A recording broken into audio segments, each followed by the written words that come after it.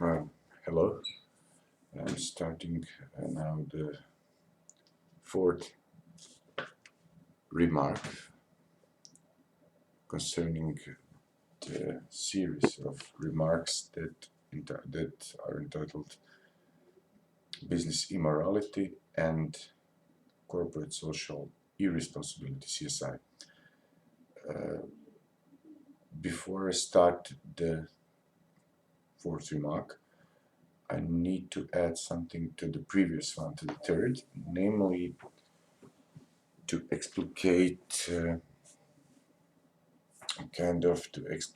explicate some kind of at least as a kind of skeleton, kind of structure of possible argument concerning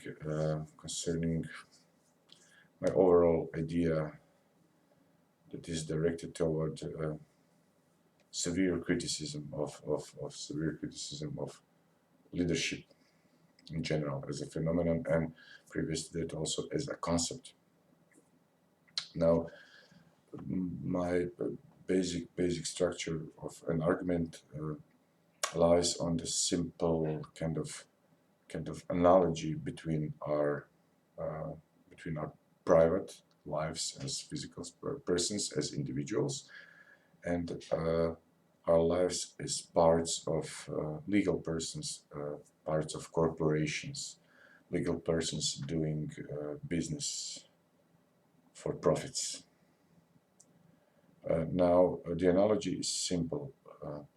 The analogy is between the function of habits in our individual lives of us as individuals, and the function of standard procedures or standard operating procedures in companies or corporations. Now, the idea is that as habits function in our individual lives, so standard procedures have the similar function in our lives as parts of companies or corporations. Now, this function is dual, or it has two aspects, namely a habit in our personal life functions as something that is part of our routine, which enables us to do basic things, mostly basic things. Well, it depends from job to job what is basic for someone, with automatism without previous intention, even perhaps I'm not sure, I'm just guessing now, I never analyzed it, perhaps even without intention in action, as it is sometimes said that such things exist, intentions in action. I don't know, perhaps by Anscombe and by Searle and by some other experts in theory of action, human action. Okay, so this automatism, habits supply us with a special possibility to act without thinking, without planning, and with a reasonable success which is in most cases highly probable. So, analogy is that as habits function in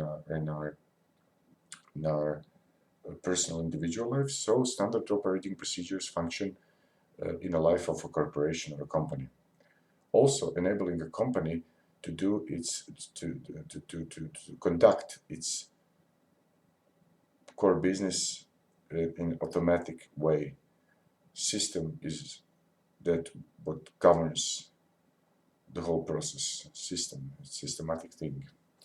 Another aspect of a habit is, in fact, its opportunity, or in fact, the possibilities that habits are opening. Namely, because of habits, because of a possibility to act automatically without thinking, individuals are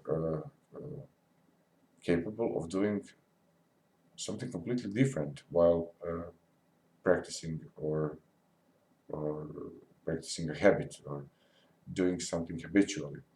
So, I don't know, because of this high probability of success, because of this routine action, because of very low energy loss while doing something habitually, we have a lot of time. We have a lot of space, time, and possibilities and energy to do something different, something completely different, a large, something different. Therefore, we can concentrate, as I said, direct ourselves towards something which is important and which for which we need much more energy and time. For example, to create something, to innovate something, to invent something which will be perhaps something revolutionary that will make some kind of great breakthrough and a real and measurable advancement in our lives. Okay, in analogy with this function of a habit, there is also a kind of situation in a corporation or a company, because if a company is what is important in company while company is conducting its core business, and if while it does it in a standard way using standard operating procedures, a company has left with a lot of resources which can be employed in special situations and for special things, for example, for various series of inventions, for research, for innovativeness, and for a major breakthrough and a real advancement, real measurable advancement in a company, within a particular market, of course. Therefore, this analogy, dual analogy, or dual aspectual nature of habits and of standard operating procedures in companies, is something on which something like a basic structure of my argument. Now, I don't really have any connection between this simple analogy, this relation of these two similarities, therefore a similarity between nature of a habit in a personal life and nature of standard operating procedure in a company, and what's a habit in personal life opens as time or space or energy for, and similar what a standard operating procedure in a life of a company in a way gives time, space, resources, energy, etc. to do something what is really important concerning the core business, something connected with innovations, with inventions, with research, with new stuff. This analogy, consisting of these two similarities, which are mutually similar, is somehow connected with my basic critical analysis of leadership, which says that that in fact almost all leadership, in fact management models, can be separated in leadership models of governance and in, say, leaderless models of governance, or in fact system modes or models of governance. Now, leadership models of governance, almost all of them, perhaps not all, because there is really dozens of such models, can be separated again in two groups, one of which is in fact one group can be reduced in a way to a simple hierarchical or pyramidal models, which says that leader is at the top and the leader is governing or controlling the whole pyramid, sometimes directly, sometimes indirectly, but nevertheless the leader is in control of everything. And the another opposite, almost opposite, anti-hierarchical or reverse pyramid models of governance, in which I explained it in the third note, which says that the leader is at the bottom because the pyramid. Leader is in fact in the same place, but he functions differently. He governs by delegating powers and resources to others. And in subsidiary form, he in fact by helping others, leader is governing others. Nevertheless, this model can in some cases appear to be something like no leader model, but still it has a leader, and the leader has a decisive role in this model because leader is governing everything in this reverse model, governing by helping, by serving, or in a pyramidal model, governing by controlling lower levels or layers of organizational structure. Now, these both pyramidal and reverse pyramidal model seems to be wrong because, as I explained in third note, a paradoxical nature of the very concept of a leader, and therefore we are left with leaderless models of governance or system models. These models simply say that the system, intelligent system of governance will control standard operating procedures. Even exceptions or mistakes in standard operating procedures can be controlled by quite intelligent system of governance, say a software or something. In some exceptional, quite very exceptional and rare occasions, a human should intervene into the system. But this is quite rare, and this is a technical thing, not something that requires of a particular expert, human expert, to intervene as a leader. And now this should be connected with what I previously said, with this analogy between habits and standard operating procedures. Now, if we have habits which are important in our lives because they make our lives quite easy, at least concerning our daily standard things we do, practices, routines, daily habits. Why don't we let the similar thing, the system of standard operating procedures, why don't we let it govern core business of a company and intervene from a human point of view, from a point of view of a human expert, only if a system, quite intelligent system, cannot correct its mistakes or some deviations or some minor or major mistakes in the procedure of governing the core business. I don't see why we don't do that.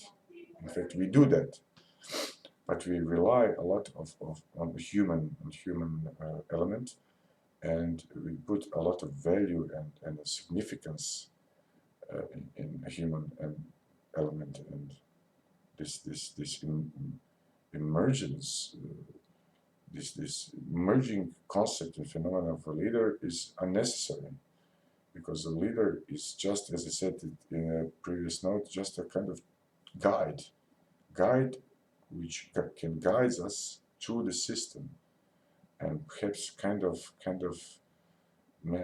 human who repairs something which is wrong in the system, this and that, like part of software. It's not different from software. It's not hardware. It's still in the software. We cannot exit. We cannot escape from the matrix. There is no exit. There are no blue and red pill there is no entrance and exit. We are always inside. So this is the idea. Okay, so this was just a short remark concerning the some kind of structure of possible argument toward as a kind of, I don't know, conclusion of previously explained elements of my criticism of leadership in general, especially leadership in business, and because of this strange and in fact perhaps contradictory concept of a leader, why should we abandon it, and why it is in fact by being such concept already something that is socially responsible thing to believe or to apply or to practice, something like that. So managerial leadership skills and practices, etc. So this should be connected with the previous argument that if there are no special features of a leader, if there are no such things, then we are all leaders, especially if life circumstances force us to lead ourselves or somebody who is near to us to some goal. So that's it. If everybody's leader, then nobody is a leader. Especially not one redeeming, I don't know what, liberating leader, necessary leader, God-given leader. There are no such things. Okay, this was just a kind of supplement to my previous remark. And now I would like to turn in short to another topic, fourth topic, which is in fact a topic about lying. Lying is in fact common phenomenon, and descriptively, humans lie. That's it. Quite small children very early during their development learn how to lie, and this is as Wittgenstein put it in one of his remarks on philosophical investigations, philosophische Untersuchungen. He said that lying is a language game like any other and can be taught. And that's it. So descriptively speaking, normatively speaking, there is, or there could be a series of arguments which can be supplied in order to evaluate lying as being, in principle, morally wrong thing to do. Opposite to it, excluded from another possibility, that telling the truth or truthfulness would be a quite valuable thing. Now, this isn't really, normatively speaking, this isn't in contradiction, strictly speaking, stricto sensu, with possibility and even that it's allowed from time to time to lie in order to achieve some particular goal which manifests particular value, which is in this particular case quite more important or higher value than the truth in question itself. So so much about it. And finally, prescriptive element could be generally stated as that be truthful, do not lie, but if there is a conflict between telling the truth or achieving some other value, which is higher than the truth in the particular case, then one is allowed to lie. There is no duty to lie, of course. One is allowed to lie if this is the only way to achieve another value, which is higher in a particular case, then telling the truth will be truthful, in fact. Now, there are various examples which show that this, perhaps this is not true. All of this, not even the descriptive element, but of course not normative nor prescriptive element. Now, here I will be shortly summarize. I will summarize a recently published paper by myself, Damir Mladic and Stipe Buzar, Habitual Lying Re-Examined. So this is the paper. Let's see, Habitual Lying. This is the paper. Okay, this is the paper. Published in American Journal of Sociological Research 2012. Volunteer number 1, pages 1 to 10. So 2 short cases is the beginning of the paper. The first case is of Ferengi, and the second case is the case of House MD, medical doctor, Dr. House, Q. Laurie. Okay. Now Ferengi. Ferengi are the special kind of humanoid alien race known from Star Trek franchise, from Star Trek TV series. Now, these are not they are not so important in the series, yet they, as in all TV series, especially sci-fi series, they represent a metaphor of particular character or type of character of humans or even nations or, I don't know, cultures, etc. This is not the point at the moment, and this is not important at all. What is important is that Ferengis have so-called ROA, rules of acquisition. Rules of acquisition are quite important for them because they believe in some kind of quite radical laissez-faire liberal economic system and principles, and in fact, not so much about principles, it's about a laissez-faire practice. This is what is important. The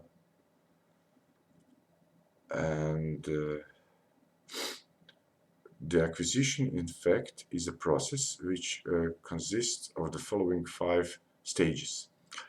Let me read it to you. Infatuation is the first stage, an intelligible love or attraction. Second stage, justification, a moral excuse used to explain the infatuation. Third stage, appropriation, taking the desired object for oneself and excluding all others. Fourth, obsession, a compulsive or irrational preoccupation with the object. And fifth, resale, the action of selling the object previously bought. Now, rules themselves need not necessarily be conceived as rules, but rather as a set of guidelines that lead Ferengi to his wealth. Some of these rules are, as explained in Bear 1995, are the following. Rule 266, when in doubt, lie. Rule 60, keep your lies consistent. Rule 19, don't lie too soon after a promotion. Rule 5, if you can't break a contract, bend it. Rule 2, you can't cheat an honest customer, but it never hurts to try. And Rule 27, there's nothing more dangerous than an honest businessman. These rules can be separated for first thing that should be said. They should be separated in 2 groups. The first 3 rules concerned lying directly, explicitly advising every Ferengi to lie. The next 3 rules are more complicated since they mention lying alongside other forms of deceit. Rule 284, however, opens an open issue. Important issue is the following. The rule says, deep down, everyone is a Ferengi. Now, why is this case of Ferengis important to us? Because let us see how laissez-faire business people behave. Homo sapiens sapiens, laissez-faire business people really practice their business. They practice their business, in fact, almost the same or quite similar with the way how Ferengi operate their business. Now, if this is the case, then what is the difference? The difference is that human business people, laissez-faire business people, would never explicitly state as in a set of rules what they believe in, what they are doing. They would never say it loudly. However, this is the only thing that differs them from Ferengi. Ferengi are just saying these things loudly, and they explicate these things in a set of rules. So, what is different between humans and Ferengi in this particular case is really a rhetoric, nothing more. They behave the same, and if one tries to look at how they behave and how they act, how they do things in their daily life, and if one tries to explicate their beliefs, their Weltanschauung, worldview, from their actions, then the worldview would be the same. So what is the difference? The difference is only in that Ferengi explicitly claim what they do and what they believe is right, but human business people don't do that. This is the only difference. Now, another case, opposite to this previously mentioned general idea about descriptive, normative, and prescriptive elements of lying, is, as I said, House MD. House MD is an imagined medical doctor who solves, I don't know, approximately 99% of all hard cases that come to him in a hospital. Now, this is imagined character in a TV series because such hard cases cannot be solved by one or a group of doctors, no matter how intelligent they are. This is concerned with the previous, with the state of medicine at this very moment. But this has its role in the series because it is important for a house character to emphasize him as a brilliant man. So what is the final measure of a brilliant doctor? His efficiency, and his efficiency comes down to the percentage of cases he solves, the patients he cures. This is important, okay? Now, he has a different and in the same time similar idea about lying as Ferengi do. His general theory says everybody lies. Now, he himself lies to almost all other characters in a series.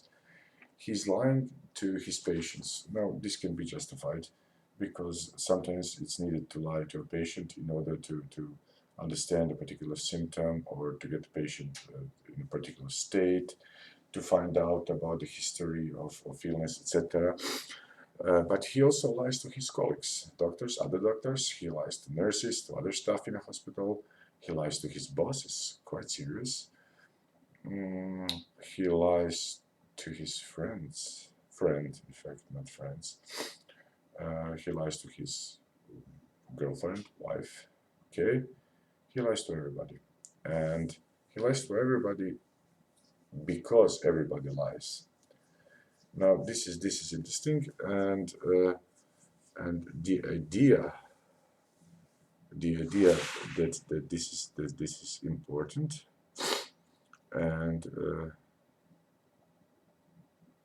the reason why he's doing that, because this is necessary for him, necessary for him to solve his cases in a hospital. And this idea about everybody being non-truthful, that everybody lies, is important in a way that it's similar to Ferengi rules of acquisition. Sorry, because the idea is that this is a simple description of what House is really doing. and not just what he is doing, lying, but what is necessary in order to get results, and what is necessary to suppose that others are doing in order to be successful in what he is doing, in order to get results, to solve his cases, to solve his puzzles, because there are no patients. Patients are just puzzles. We need to solve them. These two examples, these two cases, show us quite opposite standpoint to the previously mentioned.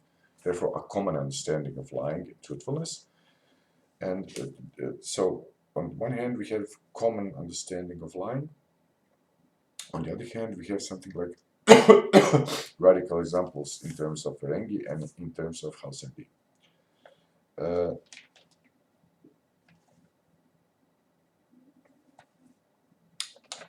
Of course, there are a series of special cases between being truthful and lying. Now, this is not really a topic at this moment, but we'll come back to this. What we want to say that even if our common understanding of lying is correct, we have a series of daily actions that we humans do, and that cannot be categorized in any other way than lies. But we don't do that because we have a very strict or restrictive criterion of lying. I will read it now, and we called it in a paper the standard analysis or common analysis of lying. The standard criterion of lying says that in any situation whatsoever in which beta asks alpha to tell him/her, is P true regarding R, alpha is lying to beta if and only if 1. P is false, for instance, it can be P is true. 2. Beta does not know is P true or false. 3rd, alpha knows that P is false. Alpha knows 1. 4. Alpha knows that beta does not know is P true or false. Alpha therefore knows 2. And 5. Alpha knows what is true regarding R, namely that Q is true, not P. These are all knowledge conditions, which are necessary, yet they are insufficient. Now, here comes the quite important 6th condition, which is intention conditions. Intention condition, it says alpha has intent to deceive beta previous to the very act of uttering proposition P or sentence P. And 7, some kind of action condition. 7 says alpha utters proposition P or sentence P. This is standard analysis of lying. It has 5 knowledge conditions, okay? One condition which is intention condition, this is 6th, and 7th condition, which is action condition, because if alpha does not utter anything, then it isn't lying. It cannot be lying. It must be uttered something. Alpha must utter something. Now there is, I will skip this literature review concerning analysis of lying, concerned with some newly published papers and books, Carson 2010, Sorensen 2007, Fallis 2009, etc. About mostly about intention to deceive, and this was an old stuff really, because decades ago even Chisholm wrote very nice paper, Intent to Deceive or something, yeah, something like that. I will turn to this series of intermediate case between lying and telling the truth, in order to point to this space in which nothing else fits except lying, yet our criterion of lying is too restrictive in order to call these intermediate cases lies. Now, this is the following table I would like to show. Let me see, this is the table, okay. Okay, this is it. If it can be seen. Okay. Now what it says that there are on one side there is lying with previous intent to deceive. This is lying according to the standard or common criterion. On the other opposite side is the telling the truth, the whole truth, and nothing but the truth. Now closer to the middle are cases lying without previous intent to deceive and avoiding truth, telling half-truth, incomplete truth, etc. Now, lying without previous intent to deceive is quite important, and this was explicated, as I said, in adding something to the previous remark, for instance, by John Rogers Searle, who said that we do things automatically in our life. We even talk most of the time automatically. We don't have previous intention to say something. And if lying is essentially saying something which is not true as being true, and vice versa, then we also lie automatically. Or as Wittgenstein said, it's a language game like any other. It can be learned, can be taught, that's it. Now, let's say that previous 5 knowledge conditions are satisfied. So P is false, beta does not know. Is P true or false? Alpha knows 1, alpha knows 2, alpha knows what is true regarding R, namely that Q is true, and we'll skip the intent or intention condition 6, and we just repeat the 7th or action condition. Alpha utters P. Now, what alpha really did? What alpha really did? What is the example? Let's say that the mother and the child are crossing the street. And let's say that in a moment, down the street, let's say like 30 meters, 50 meters, a mother sees a horrible car accident. Horrible. Dead people, crashed cars, a lot of blood, ambulance, police, everything. And the child sees that. And the child asks mother, Mother, what is going on there? Let's go check it out. Let's see. And the mother automatically says, oh, it's nothing. They're just making some horrible movie. Let's go there. There are some, I don't know, some things you want to see, some candies, I don't know, something, some cartoons or, yeah. So she'll say, oh, yes, cartoons, let's go. So what the mother really did in this case, mother didn't have any particular intention to lie to her child previous to the very act of uttering a false statement, false sentence, as being the truth. Namely the sentence, oh, it's nothing, they're just making a movie there, they're filming something, this is a horrible movie, they're making some horror, I don't know what, so just, oh, let's move. Did mother lie to her child? Yes, she did. She satisfied all 5 knowledge conditions. She satisfied 7th action condition. She really uttered a false sentence as being the true sentence, but she didn't have any intention previous to the act of uttering a sentence, intention to deceive her child. Intention was manifested with the uttering a sentence, or manifested by uttered sentence, intention to deceive, in order to achieve some, I don't know, as let's suppose as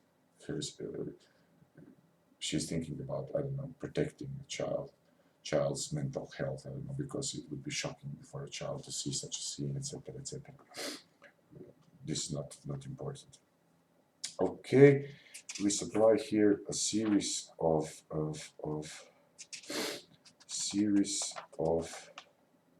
objections and reply, and some concluding remarks.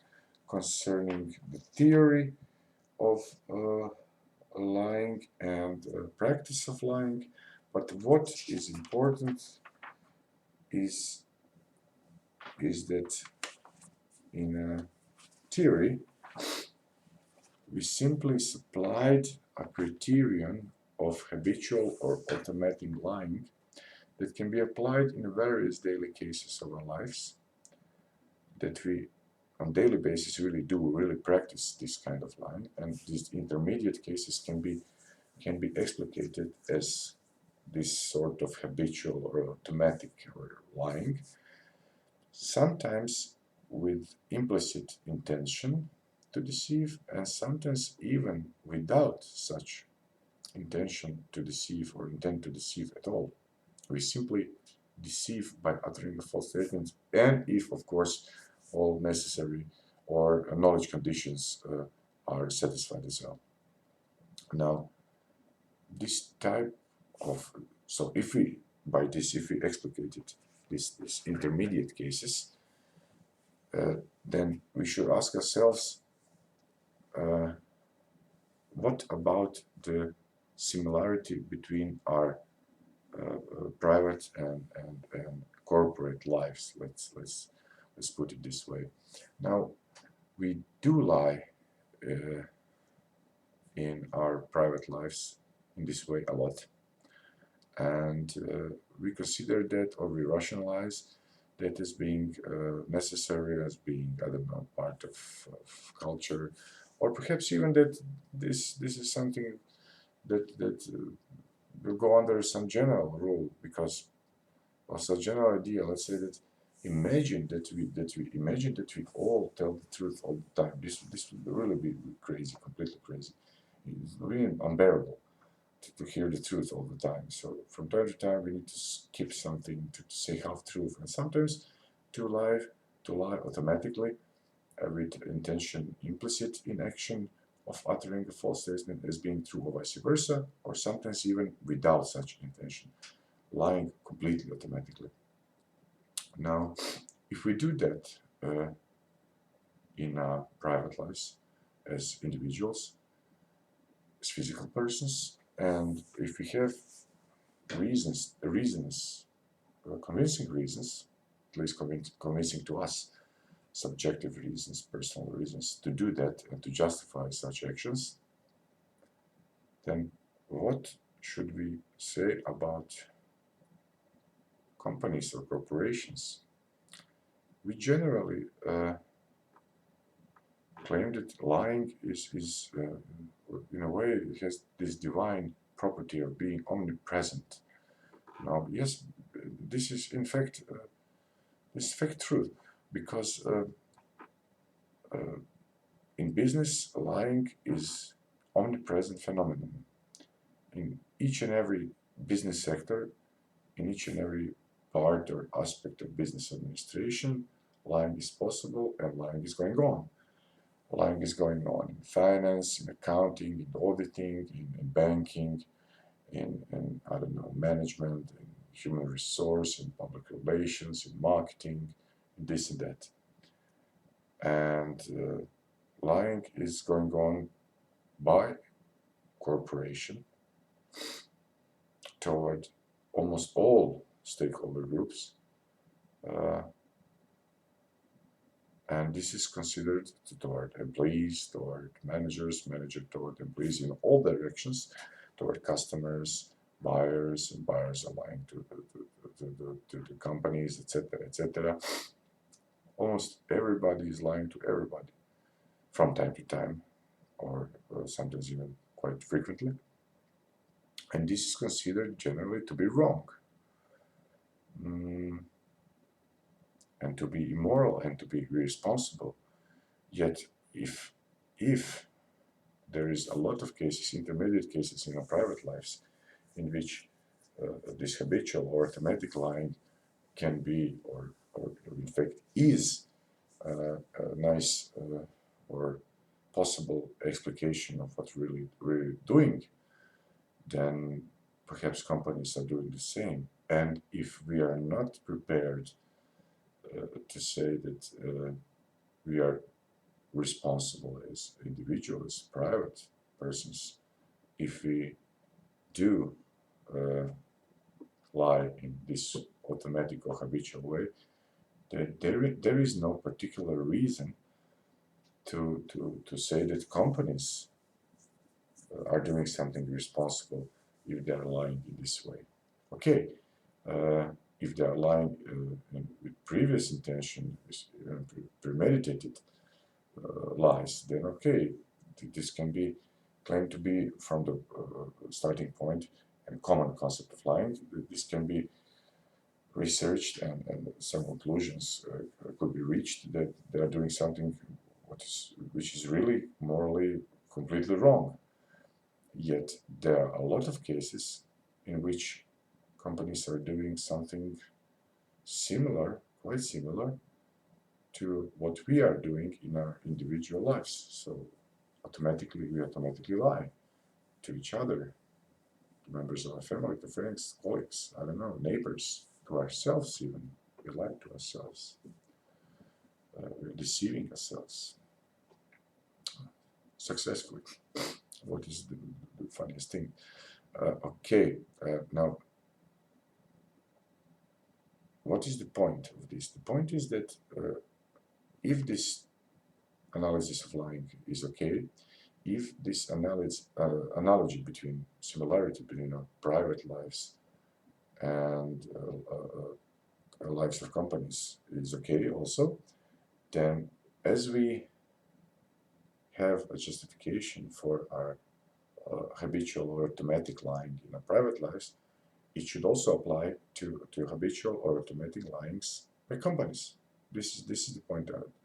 There is no other way, because there is no substantial difference between what we do in a private lives as individual persons, physical persons, and what companies do in their life as legal persons carrying out activities for profits. Okay, so it should be allowed for them to lie. That's it. Yet another completely another different thing is that their lies can be intentional.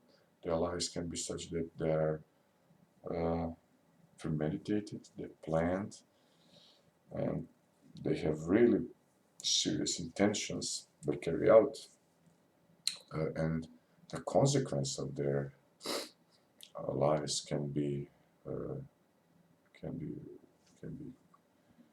quite important and significant, not just in terms of quality but in terms of quantity, because if they can harm a lot of people.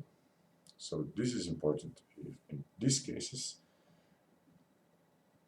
we should apply again this similarity, as we do in our private lives, so companies should do in their business lives. That's it. Nothing special. So there is no really big difference between us as individuals and physical persons on one hand and companies on the other. They are not especially worse than we are, and we are not much better than companies. We are quite similar, because companies, after all, are composed of people, of individuals, and individuals do not turn from being physical, private persons, members of family, I don't know what, toward parts of legal persons carrying out activities for profits. No, this transformation is never. It doesn't happen at all. When it happens, where, when we leave our apartment or house, when we enter a car, when we go halfway to a job, workplace, when we enter a door of company. No, there is no switch from good to bad guys. We are the same all the time. This is it. The only difference that sometimes, or in most cases in our private lives, when we do lie intentionally, this can harm a small number of people.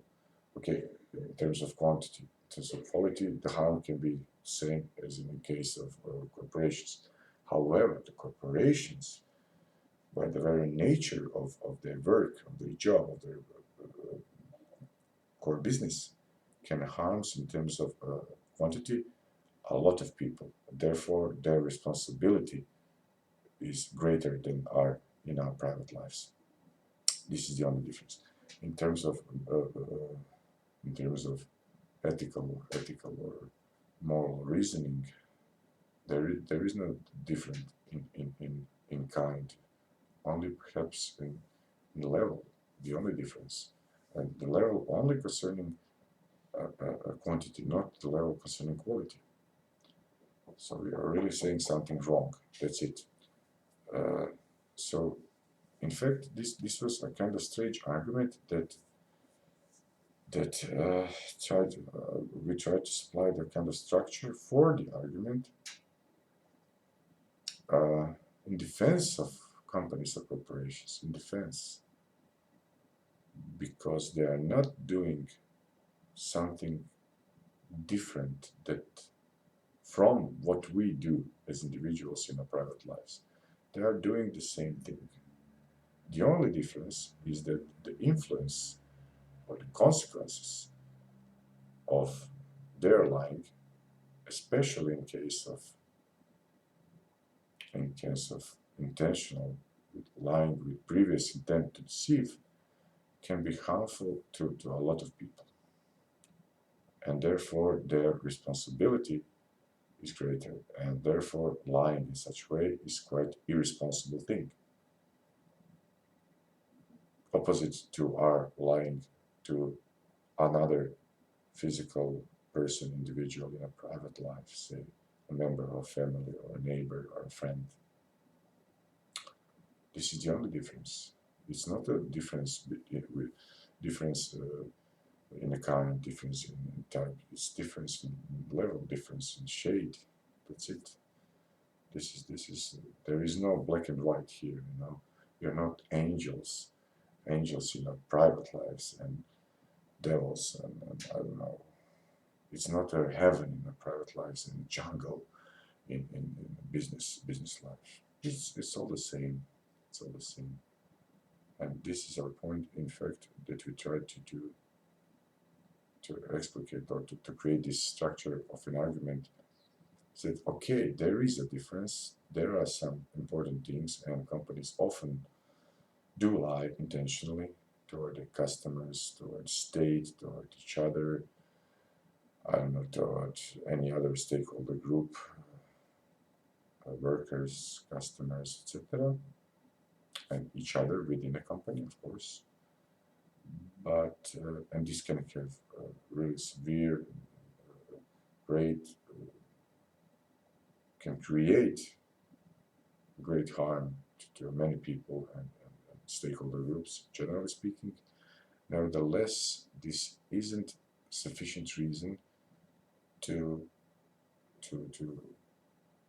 think that what they are doing is essentially or morally different, from what we are doing in our lives, because we have all these elements in our private lives. They're just positions in a different context, and perhaps or surely they have a different kind of result or consequences. That's the only difference. So the same rules that we apply concerning moral lying as being morally right or wrong, or allowed in some particular cases in our private lives, the same set of rules or duties or whatever we want, utilitarian arguments, we should apply in a case of companies. Same set of rules, nothing special. That's it. They are not much worse than we are. That is our argument in this paper, and by this I finish this short, in fact not too short, 40 minutes at least, remark on habitual lying, and as a fourth remark concerning business immorality, introduction to business immorality and corporate social responsibility. This was the fourth remark. The fifth remark that I'm going to introduce will concern another phenomenon. Again, it's a bribery and corruption, the phenomenon that can be explained much more easily if we explained as we really do. Now, we really did this concept of lying and deceit done by individuals and by companies and societies and etc. So it will be much more easy to understand bribery and corruption and why is it, if it is, why it is morally incorrect thing to practice, in fact. That's it. Thank you.